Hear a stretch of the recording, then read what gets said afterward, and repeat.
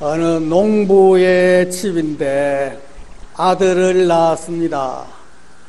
이 아들이 농사에 자질이 있느냐 없느냐 이게 늘 궁금했습니다. 그래서 어느 날 실험을 해보기로 했습니다. 아이가 있는 방에 성경과 사과 한 개와 10,000원짜리 지폐 한 장을 아이 있는 방에 넣어 두었습니다. 성경을 가지면 목사 되게 해야 되겠다. 사과를 가지면 사과 과수원하는 농부로 만들어야 되겠다. 10,000원 지폐를 가지면 은행원으로 키워야 되겠다 하고 넣어뒀습니다. 그리고 조금 지난 다음에 문을 열어봤습니다. 그랬더니 이 아이가 성경책 위에 앉아서 사과를 먹고 있습니다. 그런데 옆에 10,000원짜리 지폐가 없습니다. 10,000원짜리 지폐 어떻게 했느냐 그랬더니 몰라 그럽니다. 이 아이를 어떤 아이로 키웠을까요? 정치인으로 키웠다 이런 얘기입니다.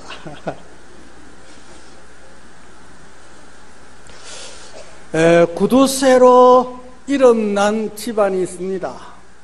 할아버지도 구두쇠요, 아버지도 구두쇠요, 그의 손자도 구두쇠였습니다. 하도 구두쇠 노릇을 하니까 주변 사람들이 다 인정하는 구두쇠입니다. 할아버지는 치아가 없습니다. 다 빠져서 음식을 먹는데 우물럭거리고 넘깁니다. 가난하지도 않는데 틀니 정도는 해서 밥 먹을 때는 사용할 듯한데 안 합니다. 그것이 돈 드는 것이 아까워서 만들어지지 않았습니다. 그러면 그 아들 되는이가 아버지의 그 고충을 알고 마음 좀 넓혀서 틀리해 드릴 만도 한데 이 아들 역시 구두쇠니까 필요는 하지만 해드리질 않았습니다. 이 손자도 구두쇠인데 보니까 할아버지 모습이 너무 불쌍한 것 같아서 마음이 움직였는가 봅니다. 큰 마음 먹고 할아버지 틀니를 해드렸어요. 할아버지는 그 틀니를 가지고 생활하니까 좋다고 합니다.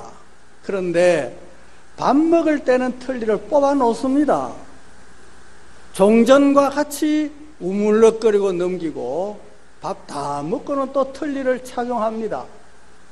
이 손자가 할아버지 식사할 때 끼고 하셔야 되는데 왜 벗어놓느냐고 물으니까 이 틀니 나만 하면 되겠느냐? 너의 아버지에게 물려줘야 되지 않겠니? 하고 얘기했다는 것입니다. 아마 그 틀니가 손자에게 또 내려가고 그랬을 겁니다. 여러분, 누구든지 자기 자녀에게 뭔가 물려주고 싶은 마음이 있습니다. 할 수만 있으면 많은 것으로, 할 수만 있으면 좋은 것으로, 할 수만 있으면 다 물려주고 싶은 것이 부모의 마음인 것입니다. 오늘 본문에 나오는 이 다윗, 자기가 이제 죽음이 임박한 사실을 알았습니다. 그리고는 자기 아들 솔로몬을 불러서 마지막 최종적 유언으로 남긴 것이 오늘 본문에 기록되어 있습니다. 다윗이 솔로몬에게 당부한 말씀이면 하나님께서 저와 여러분에게도 당부하신 말씀인 줄 믿으시기를 바랍니다. 그러면 여기서 다윗이 뭐라고 말했느냐? 자기 아들에게, 얘야, 내가 이제 세상 모든 사람이 가는 길로 내가 가게 되었다고 얘기했습니다. 이 말은 나는 세상 사람 다 죽음으로 가는데 나도 그 길로 걸어가고 있다. 나도 이제 곧 세상을 떠나게 될 것이다. 이 말은 다른 말로 말하면 평범한 생각인 것입니다. 나는 안 죽어야지 하고 발버둥 치는 것도 아니고 왜 내가 죽어 하면서 말하는 것도 아니고 자신의 죽음을 자연스럽게 받아들이고 하나님의 섭리로 받아들였다고 하는 것이 중요한 부분이 되겠습니다. 여러분, 성경에 보면 마태복음에 보면 누가 누굴 낳고 누가 누굴 낳고 누가 누굴 낳고 쭉 기록합니다. 이것을 읽어보던 사람이 이것은 산부인과 일지로다 그렇게 얘기했습니다. 창세기를 보니까 누가 몇 세까지 향수하고 죽었더라, 누가 몇 세까지 살다가 죽었더라 하니까 이것은 장례식장의 일지 같다 그랬어요. 여기서 태어났다는 말이 있고 살다가 죽었다는 말입니다. 우리 인생은 태어나서 살다가 죽는 것이 당연한 것입니다. 이것을 태연하게 받아들일 수 있어야 된다는 말입니다. 성경에 보면 죽음을 보지 않는 사람이 있습니다. 엘리야라는 사람은 죽음을 보지 않았습니다. 주의 선지 엘리야 바람 타고 하늘에 올라가던 일을 기억합니다. 바람 타고 그냥 죽음 보지 않고 하나님께로 갔습니다. 그러나 다른 사람은 다 죽었습니다.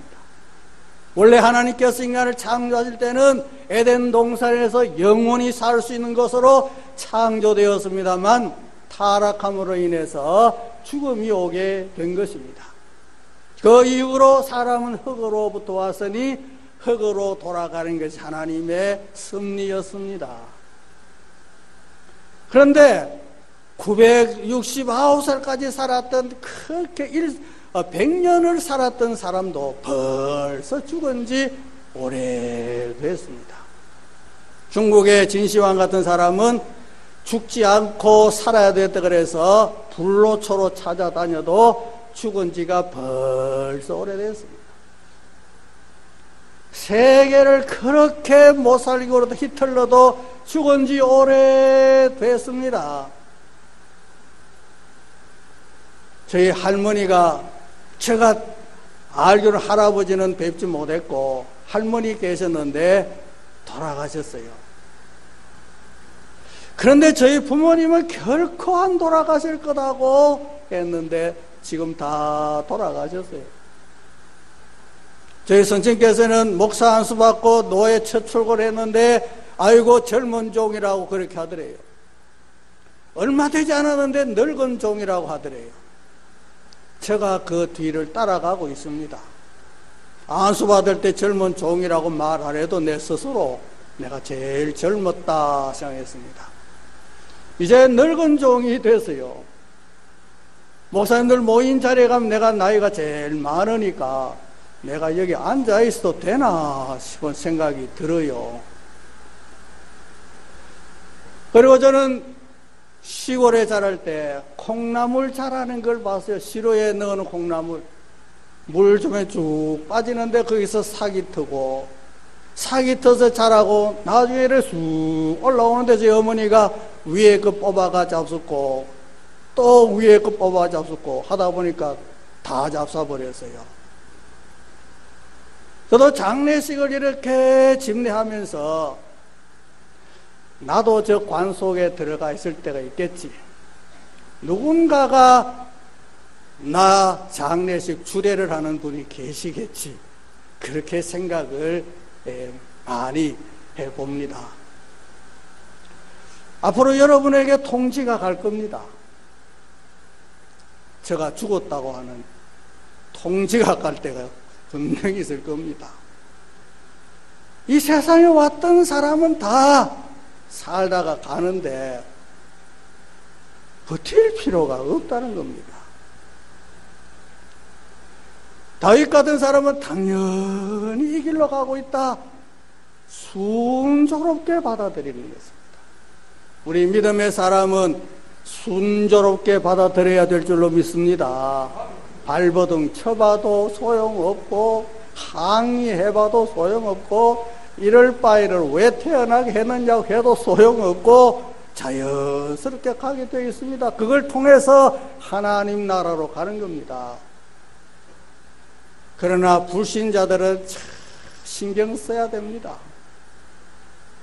죽음이야말로 가장 비극적인 사건이 불신자들의 죽음이 아니겠습니까? 그러나 우리 하나님의 사람은 당연한 것으로 받아서 하나님께 영광을 돌릴 수 있어야 되겠습니다. 그래서 다윗은 내가 이제 세상 사람 가는 걸로 다 간다, 이 말은 내 죽음에 대해서 나는 당연한 것으로 받아들인다. 너도 나의 죽음에 대해서 그렇게 달리 생각할 필요가 없다. 아마 이런 의미도 그 속에 포함되지 않았겠습니까? 순리적으로 나는 이 길을 간다 하는 것입니다. 그 다음에 준 말씀이 뭐냐? 제일 먼저 힘써 대장부가 되라. 솔로몬에게 힘써 대장부가 되라 그랬습니다. 장부가 뭐냐? 어른 장자 지아비 부, 그래 장부. 이건 남자, 어른 남자에 대해서 장부라고 그럽니다. 대자를 붙여가지고 대장부라 하면 사나이 중에 사나이, 남자 중에 남자를 가리켜서 대장부라고 합니다. 반대는 졸장부가 되겠습니다. 대장부는 골격이 크다고 대장부가 되는 것도 아니고 힘이 세다고 대장부가 되는 것도 아니고 출세했노라고 대장부가 되는 것도 아닙니다. 대장부는 뭘 말하느냐? 생각이 넓고 큰 사람 아니겠습니까?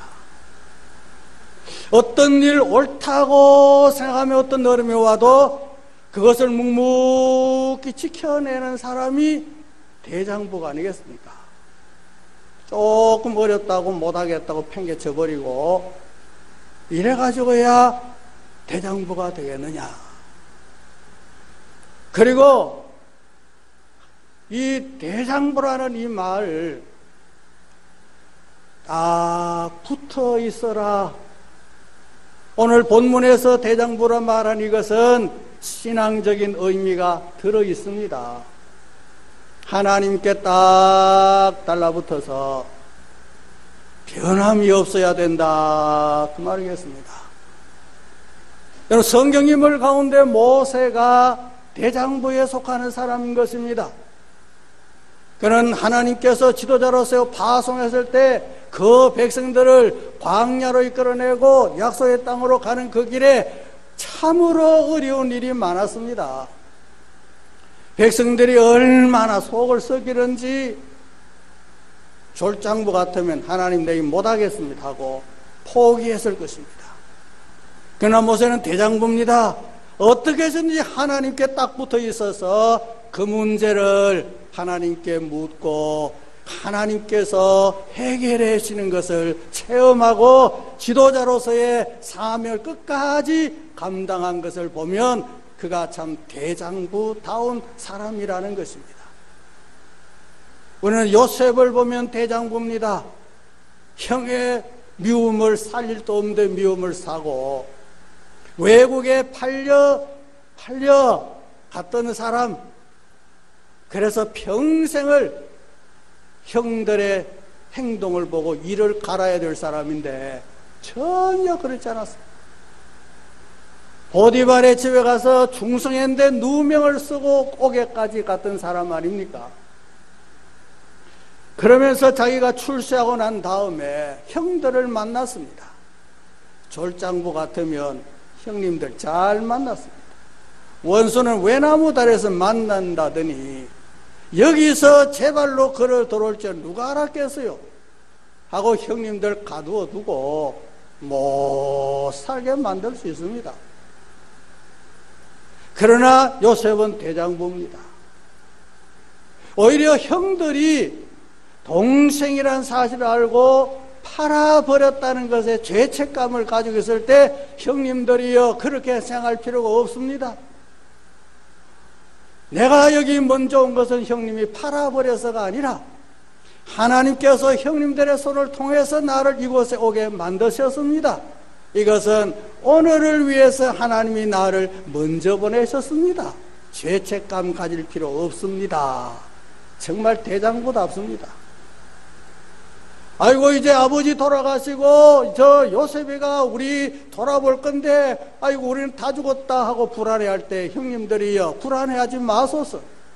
내가 형님들을 돌아보겠습니다. 여러분 원수 갚는다는 걸 생각도 없습니다. 오히려 그들을 잘 보살피는 자가 됐습니다. 이것이 대장부의 모습인 것입니다. 내가 한 대 맞았다고 또 한 대 때리고 이건 졸장부가 하는 일이고 대장부로서는 그걸 다 포용해 줄 수 있어야 되는 것입니다. 여호수아와 갈렙 두 사람은 아주 친한 친구였습니다. 정탐꾼으로 파송받아서 가나안을 정탐하고 돌아와서 다른 사람 다 부정적 보고를 해도 여호수아와 갈렙은 믿음으로 고백했던 사람 아닙니까? 그런데 그 중에 여호수아는 모세의 뒤를 이은 지도자가 됐고 갈렙은 지도자가 되지 못했어요. 그럼 갈렙이 졸장부 같으면 하나님 그럴 수 있습니까? 우리 두 사람 중에 내가 어디가 못났습니까? 따질 수 있겠습니다. 그러나 갈렙은 대장부입니다. 여호수아가 하자는 대로 그대로 순종하면서 모세에게 충성했던 그 이상으로 여호수아에게도 충성했던 사람이 갈렙입니다. 이런 모습들이 대장부인 것입니다. 욥 같은 사람도 자기 재산 다 잃어버리고 자기 자녀 다 죽고 자기 몸은 악창이 나고 마누라까지도 저주하고 했을 때 다른 사람 같으면 나도 그런 줄 알았다고 할 건데 입술로 하나님께 범죄하지 않았더라 하나님께 영광을 돌렸다고 했습니다. 이런 모습이 정말 대장부인 것입니다. 바울도 온갖 어려움 다 당했지만 끝까지 믿음 지켰습니다. 자랑했어요. 이게 대장부인 것입니다. 여러분 다윗 자신이 대장부로 살아왔습니다. 블레셋과의 싸움에서 이스라엘 군대는 피가 죽어가지고 전쟁에 나갈 사기가 완전히 없어져 버렸는데 소년 다윗이 나가서 여호와의 이름으로 가서 골리앗을 때를 눕히고 전쟁의 승리자로 돌아왔습니다. 이가 대장부인 것입니다. 사울이 자기를 시게 가지고 자기를 죽이려고 군대를 동원해서 따라다니다가 다윗이 숨어있는 굴에 들어왔다가 사울을 죽일 수 있는 천호의 기회가 왔습니다. 다윗의 부하들은 죽입시다 그랬는데 다윗은 아니다, 죽이지 마라. 그리고 살려줘서 그리고 나중에 뭐라고 말했느냐? 여호와께서 기름 부은 자를 내가 죽일 수 없지. 여러분 이게 어떤 것이냐? 대장부라는 말씀이겠습니다. 그래서 솔로몬 너도 잘 들어라. 졸장부가 되지 말고 힘써서 대장부가 되라 말했습니다. 여러분 저와 여러분도 이 대장부가 되어야 될 줄 믿습니다. 나는 여자인데요. 여장부도 있어요. 남자 여자 다 대장부가 되어야 되겠습니다. 이 주님이 원하는 것입니다. 어떤 위기가 와도 믿음을 지켜내는 자가 대장부인 줄 믿으시기를 바랍니다. 두 번째는 뭐라고 말했느냐? 이번에는 말씀을 잘 순종하는 자가 되라. 율법에 기록된 대로 다 지켜라. 율례와 법도를 잘 지켜라. 하나님 말씀 잘 지켜라. 하나님이 뭐라고 말씀하든지 그 말씀 따라서 순종하면서 사는 자가 되라. 그렇게 했습니다. 여러분, 다윗이 하나님을 순종하는 사람으로 살아올 때 그는 모든 것이 다 순조롭게 잘 되고 어려움도 없고 시련도 없고 걱정도 없고 막 그렇게 살아왔더라면 하나님 말씀 잘 지켜라 이 말을 할 수 있습니다. 그러나 그는 하나님 말씀을 지켜 순종해 왔는데 왜 그렇게 어려움들이 많습니까? 그래서 솔로몬을 불러놓고 얘야, 내가 이 세상에서 하나님 말씀 따라 순종해 봤는데 고생이 너무 많더라. 너도 고생하려면 내같이 하나님 믿고 고생 안 하려면 하나님 믿지 마라. 이렇게 할 수 있을 것입니다. 그러나 다윗은 온갖 고난 다 당해도 그게 값지더라는 것입니다. 왜냐하면 하나님이 기뻐하시는 일이니까. 하나님 기뻐하신 대로 사는 것이 인생에서 가장 복되다는 사실을 알았지 않습니까? 그래서 사도행전을 보면 하나님께서 뭐라고 말씀하셨느냐? 이새의 아들 다윗을 만나니 내 마음에 합한 자라 말했습니다. 그가 온갖 어려움을 다 겪어도 하나님의 말씀 따라서 순종하면서 살았습니다.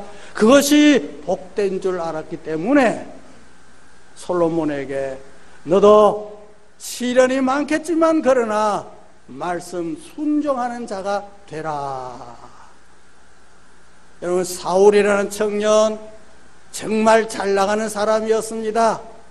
그러나 예수 믿고 난 다음에 세상적으로 잘 나가는 것은 없어지고 오히려 핍박이 있고 죽음의 위험이 있고 온갖 배고픔과 매맞음이 뒤따라 왔습니다.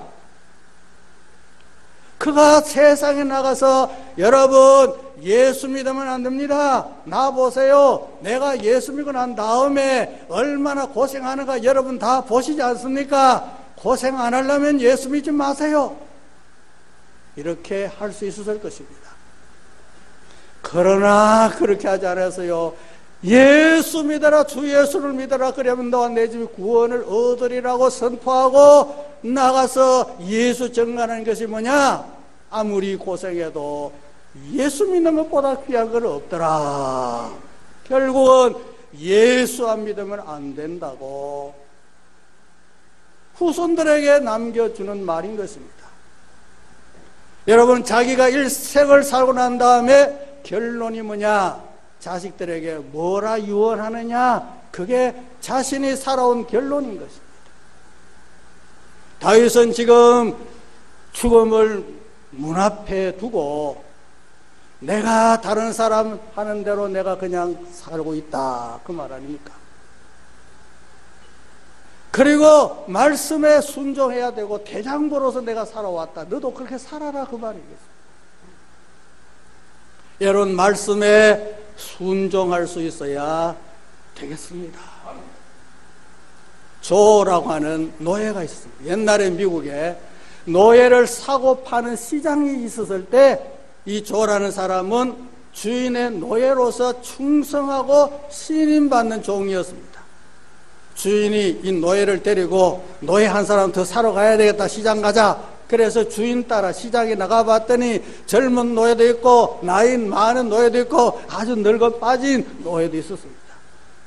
쭉 돌아보고 조라고 하는 노예가 주인에게, 주인님, 이 제일 나이 많은 이분을 사갑시다 그랬어요. 주인이 깜짝 놀라면서, 얘야, 젊은 사람을 사가야 1도씩 하는데 이제 나이 많아서 초상 7일밖에 없는데 왜 이 사람을 데려가자 하느냐 그랬더니 제 말 듣고 사갑시다. 그래서 사가세요. 그리고 이제 이 늙은 노예에게 젊은 조가 얼마나 열심히 받들고 하는지, 그래서 속으로 이놈이 자기 아버지로구나, 너희 아버지지 그랬더니 아닙니다.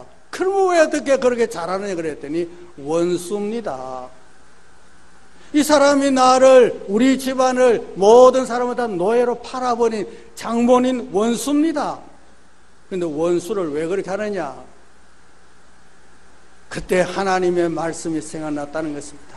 악을 악으로 갚지 말라, 오히려 복을 빌라는 말씀이 생각이 나서, 저분이 나의 원수라고 해서 나도 원수 갚으면 되겠습니까? 오히려 나는 그 원수를 잘 보살피는 것이 하나님의 뜻인 줄 알았습니다. 말씀 순종이 쉬운 것은 아닙니다. 그러나 우리 이 말씀 따라 살아가야 된다고 말씀해 주고 있습니다. 다윗이 솔로몬에게 마지막 당부하는 것은 말씀 잘 순종하면서 살아라고 했습니다. 그 다음에 뭐라고 말씀하셨느냐? 만약에 말씀을 잘 순종해서 산다면 형통하게 된다.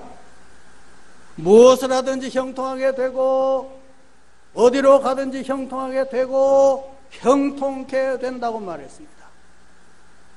이건 다윗 자신의 신앙의 고백인 것입니다. 어떻게 보면 하나님 믿는 다윗이 형통이 아니라 불통일 수도 있습니다. 도망 다니기도 하고 미친 사람같이 흉내내야 겨우 살아날 수도 있는 여러 가지 어린이를 다 했지만, 마지막에 하나님께서 나로 하여금 형통케 하셨다. 무슨 일을 해도 하나님은 형통케 하셨고, 어디로 가든지 하나님은 나를 형통케 하셨다. 너도 어디로 가든지 무엇을 하든지 형통한 자가 되라. 우리가 하나님 말씀 따라 살면 형통케 됩니다. 미국에 스타트라고 하는 사람이 있었는데, 이 사람이 13살 때 여관 심부름꾼으로 들어가세요. 그리고 38살 되었을 때 훌륭한 호텔을 경영하는 자가 됐어요. 그로부터 10년 지나는 동안에 인류 호텔을 여러 개 경영하는 승리자가 되고 부자가 됐어요. 사람들이 비결을 물었습니다. 그랬더니 그가 하나님 말씀에 순종했습니다.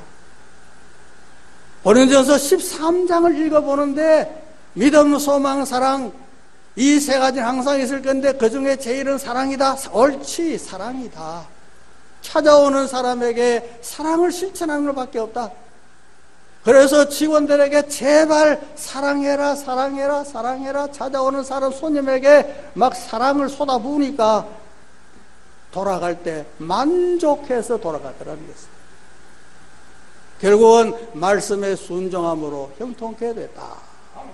여러분, 저와 여러분도 말씀에 순종하면 형통해야 되는데, 목사님 순종해서 사는데 왜 이리 어렵습니까? 과정은 어려울 수 있습니다.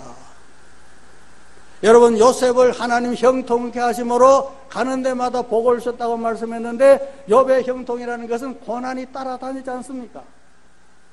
그러나 결과적으로 볼 때 형통케 됐노라고 말합니다. 우리도 신앙생활 하다가 어려움도 있고 시련도 있고 말씀 순종하는데 왜 이런 어려움이 많습니까 하겠지만, 내 일생을 돌아보고 총 결산을 내릴 때 하나님 말씀이 맞습니다. 어디로 가든지 하나님 나를 형통케 해주셨습니다. 무엇을 하든지 하나님이 나를 형통케 해주셨습니다. 나는 하나님 때문에 마지막에 형통의 복을 누리고 있노라고 고백할 수 있지 않겠습니까?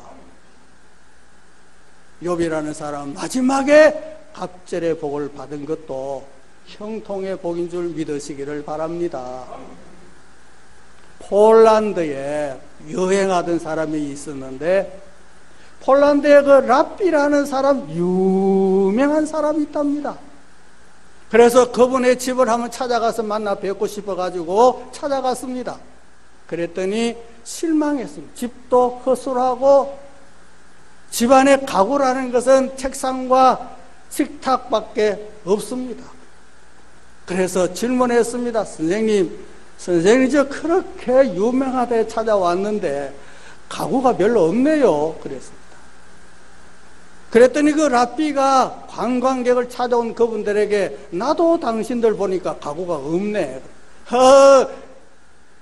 여행 다니니까 우리는 가구가 필요 없어요. 배낭만 있으면 돼요. 가구는 집에 많습니다. 그랬더니 나도 나그네 생활하고 있습니다. 주님이 부르시는 그날까지는 이 세상은 나그네요. 그래서 그렇게 많은 가구가 필요 없다 하는 것을 암시함을 듣고 정말 이것이 위대한 랍비가 맞구나 그렇게 했다는 것입니다. 여러분, 우리가 이 땅에 사는 건 다 나그네입니다.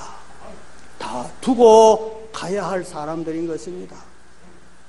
죽음이 임박해 올 때 당황하지도 마시고 불안해하지도 마시고 왜 하필 내가 죽어야 하지 마시고 자연스럽게 세상 사람 다 가는 곳으로 나도 간다 생각하시고 그때까지 대장부로 살아야 되겠습니다.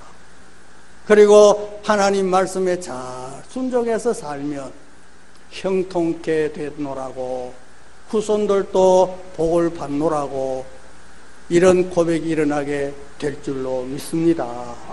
이 말씀 마음에 깊이 새겨서 내가 그렇게 살고 후손들에게 이 신앙을 물려주는 저와 여러분 될 수 있기를 주님의 이름으로 축원합니다. 기도하겠습니다. 하나님 아버지 은혜를 감사합니다.